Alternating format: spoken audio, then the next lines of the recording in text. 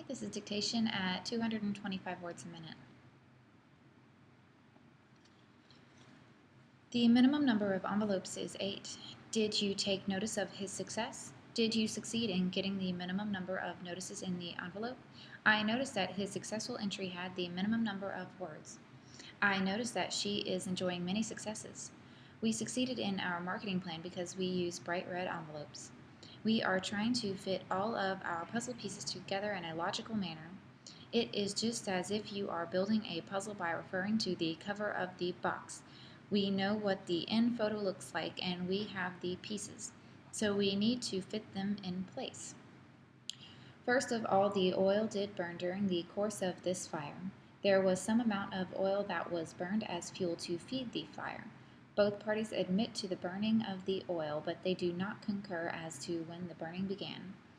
One party contends that ignition occurred right at the very onset, and that is what caused the fire. We contend that ignition was caused by a smaller fire that was already going. The oil was what made the fire difficult to put out. That is called a mortgage. How much is the mortgage payment? My old mortgage payments were high.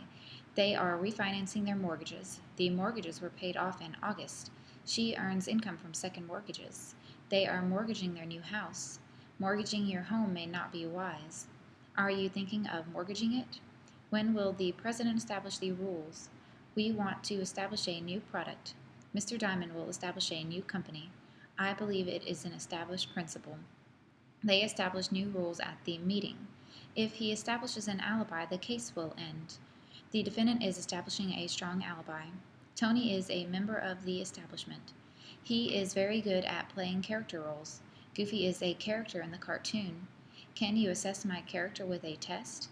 Is it characteristic of her to cry so much? Mumbling is his least likable characteristic. He has a long list of good characteristics. The book characterizes him differently. I want to order an original one and one copy. They had 14 rows of corn, 17 of beans, 31 lettuce, 25 peas, 13 squash, 22 melons, 16 grapes, 24 peppers, 30 carrots, 18 cabbages, 21 onions, 19 strawberries, 26 celery, 28 yams. In this case, since there are two different officers, I would have one officer guard the suspect and the other officer stretch his hand out and shine a flashlight over the fence to see if there was somebody on the other side. I am very safety oriented and I like to protect myself. Next, I would not approach the suspect until he had a proper search.